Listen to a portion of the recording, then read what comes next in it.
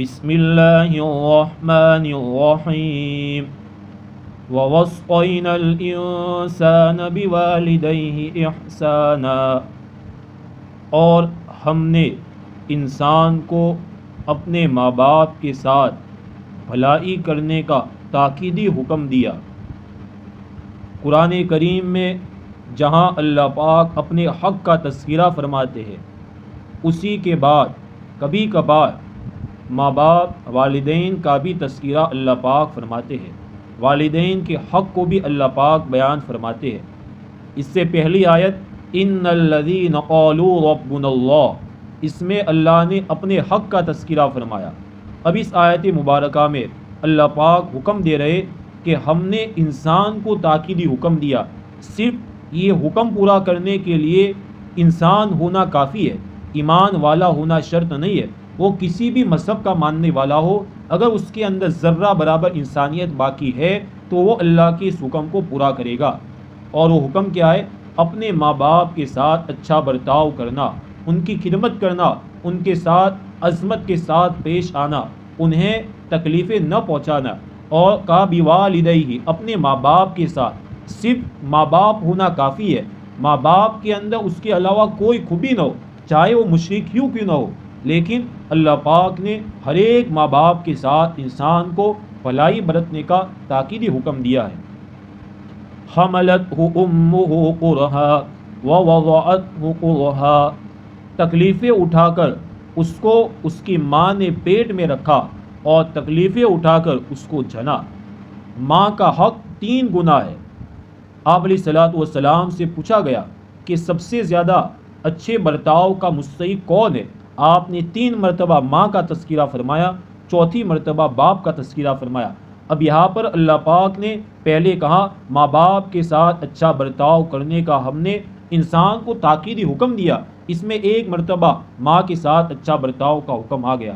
اب اللہ پاک نے 2 حالتوں کا تذکرہ فرمایا کہ پیٹ میں بچے کو اٹھانا، 9 ماہ تک پیٹ میں بچے کو رکھنا، پھر بچے کو جننا، یہ کتنا تکلیف دہ عمل ہے۔ ماں نے بچے کی خاطر ان ساری تکالیف کو برداشت کیا، اس لیے بچے کو چاہیے وہ اپنی ماں کا خوب خیال رکھے۔ وَحَمْلُهُ وَفِصَالُهُ 30 شَهْرًا، اور اس کا پیٹ میں رہنا اور اس کا دودھ کا چھڑانا 30 ماہ میں ہوا تقریباً، یعنی ماں نے بچے کی خاطر 1-2 دن قربانی برداشت نہیں کی، بلکہ حمل کی پوری مدت اور اسی طرح دودھ پلانے کی پوری مدت جو عام طور پر تقریباً 30 ماہ ہوتی ہے، اس سے زیادہ ہو سکتی ہے، لیکن کم سے کم اتنے مہینوں تک ماں بچے کی خاطر تکلیفوں کو برداشت کرتی رہی۔ حتی اذا بلغ اشدہ وبلغ 40 سنہ، یہاں تک کہ جب وہ پہنچ چکا اپنی قوت کو اور پہنچ چکا 40 سال کی عمر کو۔ اس میں اللہ پاک نے تذکرہ کیا کہ بچہ جب پیدا ہوتا ہے تو اس میں اعضاء تو ہوتے ہیں، لیکن وہ اعضاء کمزور ہوتے ہیں۔ چلنے کے لیے پاؤں تو ہے لیکن چلنے کی طاقت نہیں ہے، ہاتھ تو ہے لیکن پکڑنے کی طاقت نہیں ہے، زبان تو ہے لیکن بولنے کی طاقت نہیں ہے۔ اللہ پاک اسی بچے کو جو کمزور بظاہر نظر آتا ہے، آہستہ آہستہ ترقی کرتے اور اسے قوت دیتے، طاقت دیتے، اور ایک وقت آتا ہے کہ انسان اپنی پوری قوت کو پہنچ جاتا ہے اور 40 سال کی عمر کو پہنچتا ہے، تو اس وقت انسان کا رویہ کیا ہونا چاہیے، عمل کیا ہونا چاہیے، اس کو دعا کی شکل میں بیان کیا ہے۔ دراصل یہ دعا انسان کو اندر یہ اوصاف ہونے چاہیے۔ وہ کیا کیا اوصاف ہے؟ 5 اوصاف کا اللہ پاک نے تذکرہ فرمایا۔ خصوصاً جوانی کے اندر، قوت اور جوانی کا جو وقت ہوتا ہے، اس وقت یہ انسان کے اندر یہ خوبیاں ہونی چاہیے۔ قال رب اوزعنی ان اشکر نعمتک التی انعمت علی وعلی والدی، کہنے لگا اے میرے رب آپ مجھے توفیق دیجئے کہ میں تیری ان نعمتوں کا شکر ادا کروں جو تو نے مجھے دی اور میرے ماں باپ کو دی۔ اس کا مطلب یہ ہے کہ پہلی خوبی جو انسان کے اندر ہونی چاہیے وہ اللہ کا شکر ادا کرنا۔ سب سے بڑا شکر ہر قسم کے شرک سے اپنے آپ کو محفوظ رکھنا اور توحید میں مضبوط رہنا۔ دوسرا شکر اللہ کے ہر حکم کو پورا کرتے ہوئے زندگی گزارنا۔ اللہ کی نعمتوں کو کھا کر، اللہ کی نعمتوں کو استعمال کر کے اللہ کا نافرمان نہ بننا۔ تو یہ پہلی خوبی ہر جوان کے اندر، ہر انسان کے اندر ہونی چاہیے۔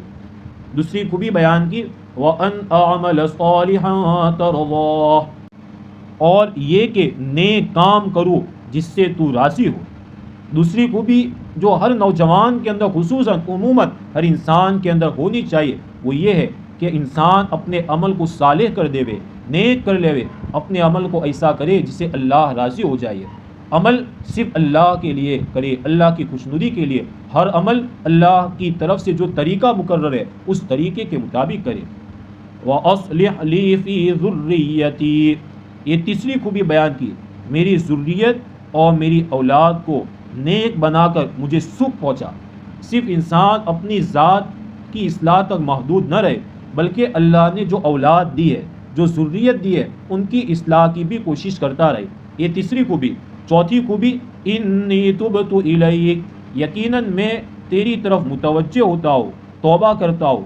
یعنی انسان سے نافرمانی ہوتی رہتی ہے، لیکن نافرمانی پر اڑا نہ رہے، نافرمانی پر ضد اور ہر درمی میں مبتلا نہ ہو، بلکہ بار بار گناہ ہو جانے کے باوجود اللہ کی طرف رجوع کرتا رہے، لوٹتا رہے۔ اور پانچویں صفت وَإِنِّي مِنَ الْمُسْلِمِينَ، اور یقیناً میں ماننے والوں میں سے ہوں۔ مسلمان اس شخص کو کہتے ہیں جس نے اپنی ذات کو اللہ کے حوالے کر دیا ہو۔ گویا ہر انسان ہمیشہ یہ یاد رکھے کہ ایک حاکم کے ماتحت میں نے اپنی ذات کو حوالے کر دیا، میں اسی کا غلام بندہ ہوں، مجھے چاہیے کہ میں اسی کے حکم کے مطابق چلوں۔ یہ 5 اوصاف کا اللہ پاک نے تذکرہ کیا۔ اب جن جن لوگوں میں یہ 5 اوصاف ہوں گے، اللہ پاک ایسے لوگوں کے لیے انعام کا اعلان کر رہا ہے۔ اولئک الذین نتقبل عنہم احسن ما عملوا، یہ وہ لوگ ہیں جن سے ہم قبول کریں گے بہتر سے بہتر کام جو انہوں نے کیے ہیں۔ وَنَتَجَاوَزُ عَنْ سَيِّئَاتِهِمْ فِي أَصْحَابِ الْجَنَّةِ، اور ہم ان کے گناہوں سے درگزر کر لیں گے جس کے نتیجے میں یہ لوگ جنت میں شامل ہو جائیں گے۔ وَعْدَ الصِّدْقِ الَّذِي كَانُوا يُوعَدُونَ، اس سچے وعدے کے مطابق جو ان سے کیا جاتا تھا۔ گویا جن لوگوں میں 5 اوصاف ہو، اللہ پاک ایسے لوگوں کی چھوٹی موٹی خطاؤں کو معاف کر کے ان کے نیک اعمال کو قبول کر کے جنت میں داخلہ دے دیں گے، جیسا کہ دنیا میں جنت میں داخلے کا وعدہ کیا جاتا تھا۔ اللہ پاک ہم میں سے ہر ایک کو والدین کی فرمانبرداری کرنے کا اور جو 5 اوصاف کا اللہ نے تذکرہ کیا، ان 5 اوصاف کو اپنے اندر زندہ کرنے کی توفیق نصیب کرے۔